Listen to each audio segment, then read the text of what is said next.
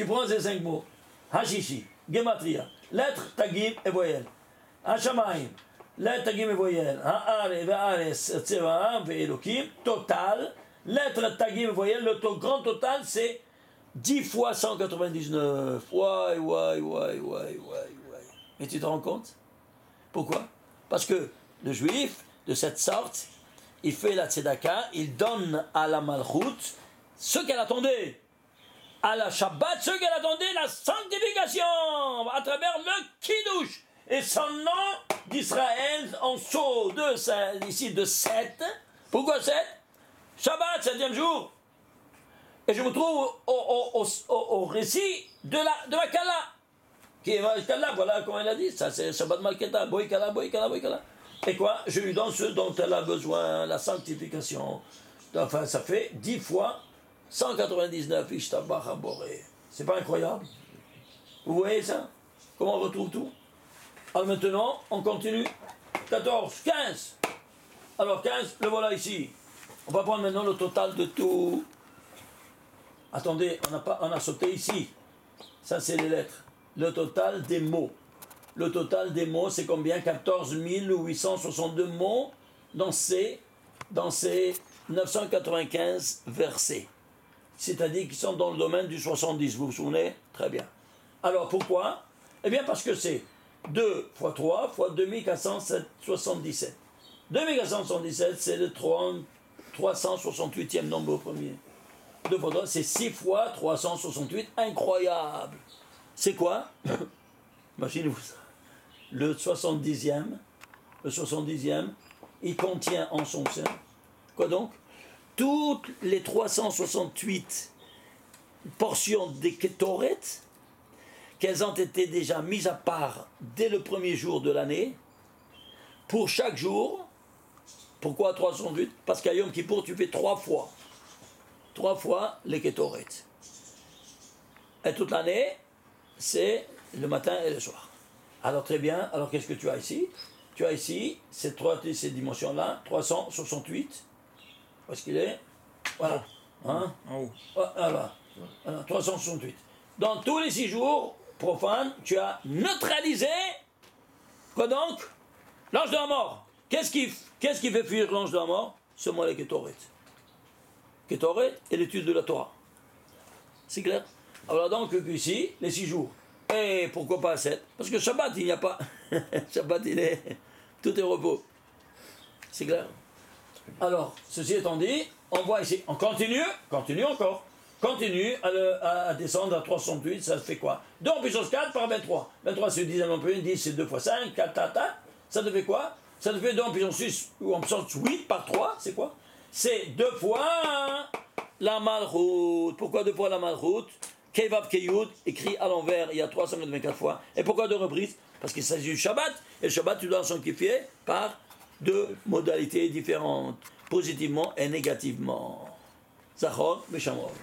Maintenant, on arrive ici, 57 000. Ces 14 862 mots sont rédigés en 57 006 lettres. C'est quoi? Décomposition de nouveau. Ilan à Lilan. 2 fois 3 en puissance 2 fois 3167. 3167, c'est 449 le nombre premier. 449, c'est 88. 48, Ça te fait combien? Ça te fait ici 4 fois 216 les rayos dinim, les rayos rigueur que tu neutralises. Où ça? À travers ce 70e secret.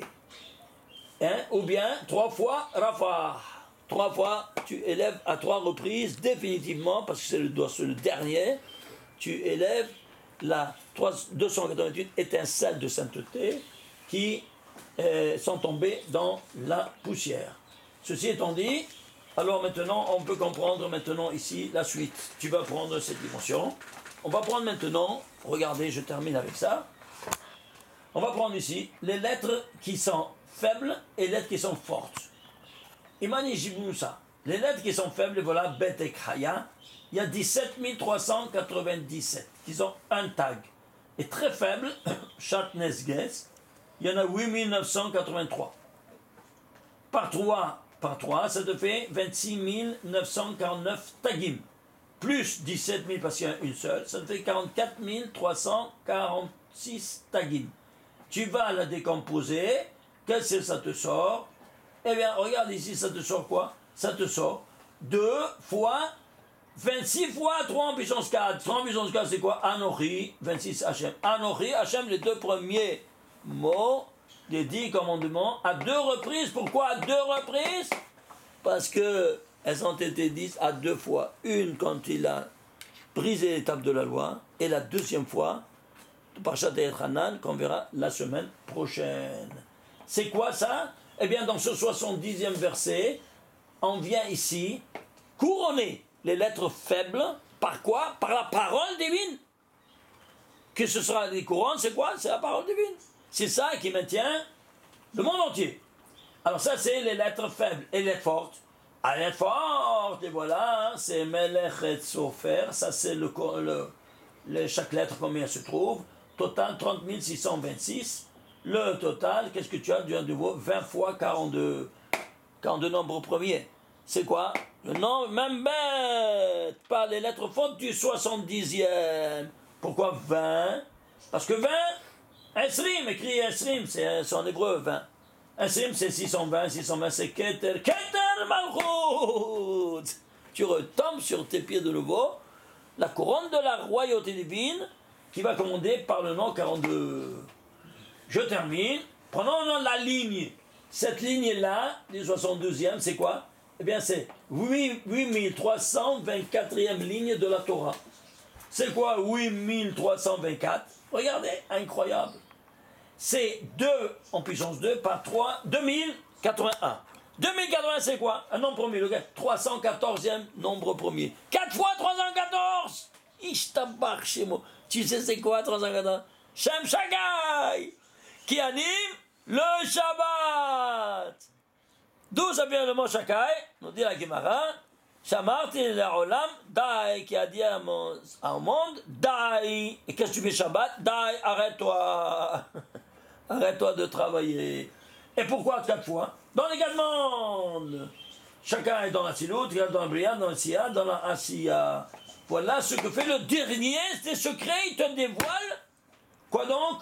À travers la ligne qu'elle occupe. Mais tu te rends compte, même la ligne qu'elle occupe dans la Torah, elle a sa signification la plus spectaculaire, comme vous voyez, qui est ensemble avec la signification du chiffre 70, qui est quoi? Malchut et Malchut. 10, la 10e séphira, qui est la 7e inférieure, qui est le Shabbat, 7e jour. Et voilà, donc tu vois ici, et qui va l'animer quoi? Shem Shakai. 4 dans une 4 moins 314, c'est de la folie douce. Et si tout ça ne suffisait pas, on va aller maintenant prendre ici, le nom va être d'abord Hachem. Ce Hachem-là, lequel est-il? Lequel est-il? C'est lequel est-il? C'est le 1279e parmi les 1820. Pourquoi 1279? Parce que c'est le 208e nombre premier. Waouh. Regardez, je vous rappelle, on est parti du premier. Le premier, il nous dévoile quoi? Vous vous souvenez, il nous dévoile toute cette infrastructure métaphysique que nous avons ici. C'est le premier. Vous vous souvenez comment? Parashat Bo, non? Hein? Parashat Bo, non? Oui, Parashat Bo. C'est quoi? Il y a 19 versets, 235 mots et 928 versets. Regardez seulement par cette infrastructure, vous comprenez tout. Je vous le rappelle. 19 versets, pourquoi? Parce que ces 10 séphirotes sont 10 attitudes que Dieu a adoptées de son essence infinie. Comment elle s'appelle là-haut? La Kabbale nous enseigne Or En Sof Baruch Hu. 2 notions de l'essence divine. Et ces 2 notions, regardez, elles sont Or, combien c'est? 207. En Sof aussi, c'est 207. Mais le En Sof, pourquoi il y a un En Sof? C'est En s'il n'y a pas, c'est négatif. Sof, c'est limité. Mais 2 négations, moins par moins, ça te fait plus. Mais il y a ici une hétérogénéité, une dualité hétérogène. Un qui donne et l'autre qui reçoit. Tu vois là-haut? C'est de là tu as donné 2 notions de l'essence divine. Tu dois dire Baruch Hu. C'est clair ou pas? Alors quand tu dis Baruch Hu, alors tu vas maintenant lui, il va adopter 10 attitudes dans chacun des 5 mondes. C'est les 10 séphirotes. Quand on a vu, deux attitudes, le Or, c'est les 9, et le Ensof, c'est la Malchut qui n'a pas de lumière, c'est une espèce de... qui manque la lumière. Très bien. Alors, ceci étant dit, qu'est-ce qu'on a? On a ici, au niveau astrophysique, la chose sera représentée par la lumière du soleil à la lumière de la lune. Rayon incident, rayon réfléchi. Oui ou non? Ici, tu as rayon incident, rayon réfléchi. Et pour rééquilibrer les deux calendriers, qu'est-ce que tu dois faire? Dans un cycle de 19 ans, tu dois introduire 7 années business style. Alors, tu as combien? Tu as 235 mois lunaires. Vous entendez? 235 mois lunaires dans cycle de 19 ans, à condition de faire 7 années bisestile de 13 mois, plus 12 années de 12 mois, ça devait combien? Ça devait 12 par 12, ça fait 144. 7 par 13, ça fait 91, le total. 144 plus 91, ça devait 235 mois lunaires. Il se rééquilibre les deux calendriers solaires et lunaires dans un cycle de 19 ans. Et bien, qu'est-ce qu'on nous dit ici, l'emplacement, c'est-à-dire l'infrastructure de ce premier secret, il nous dévoile d'où ça vient, tout ça, de ce Or Ensof Baruch Hu. Très bien. Alors, si c'est ainsi, allons prendre le dernier. Le dernier, vous voyez ici, ici, qu'est-ce qu'on a? On a Or Ensof Baruch Hu. Très bien. Alors, ici, suivez-moi, on a 207 et 207. Prenons ici maintenant, je termine avec ce qu'on vient de commencer maintenant, Parashat Devarim. Parashat Devarim, il y a ici, il te dit, regarde, 11 jours qui séparent les enfants d'Israël de la Terre Sainte, que tu dois faire, c'est le deuxième verset. Et le troisième verset, au 11e mois, que c'est le mois de Hadar, Dieu a parlé au béni Israël. Qu'est-ce que c'est 11 jours de séparation de la Touma à la Kdusha? Pourquoi il y a 11e mois? C'est un leitmotiv.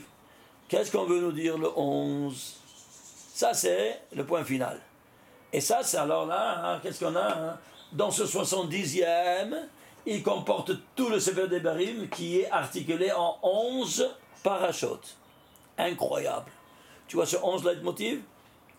Alors, c'est quoi ce 11? Ce sont les 11 étincelles de sainteté qui étaient dans la hita, dans le fruit original défendu, qui était la hita au Shouné de la connaissance du bien et du mal. Combien c'est hita? C'est 22.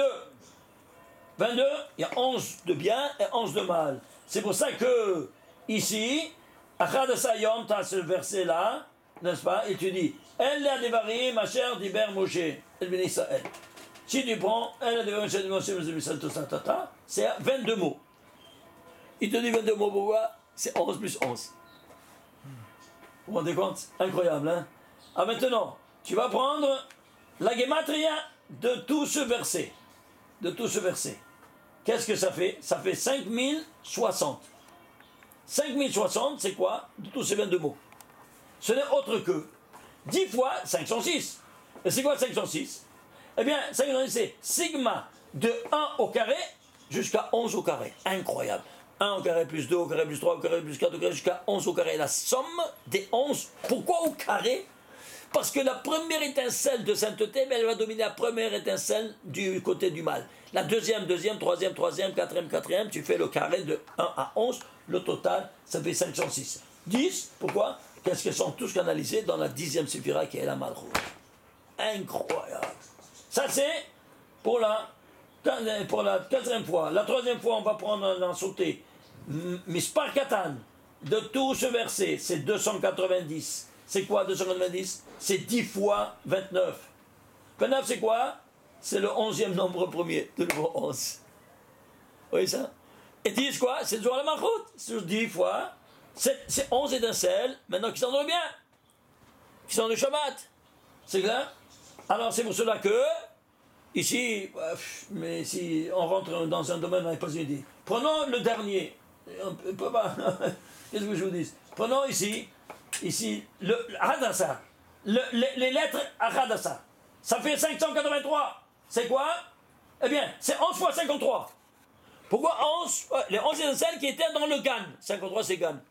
Tu vois, les 11 du bien qui étaient dans le Gan, maintenant, ils se trouvent ici, maintenant, c'est en séparation de l'Égypte à la Terre Sainte. Tu piges? Incroyable, hein?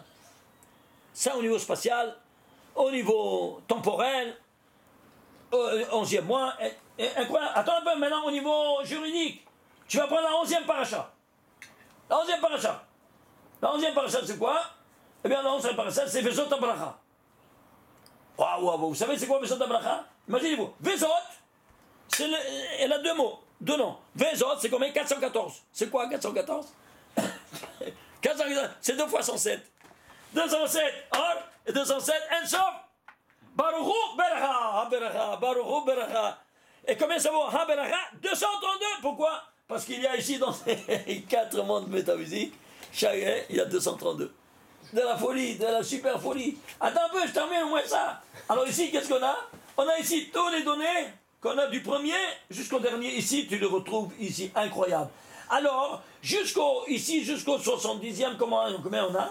On met dans tout le Sefer Devarim, on a 199 mitzvot. C'est-à-dire, jusque-là, combien de mitzvot on avait? 414 mitzvot.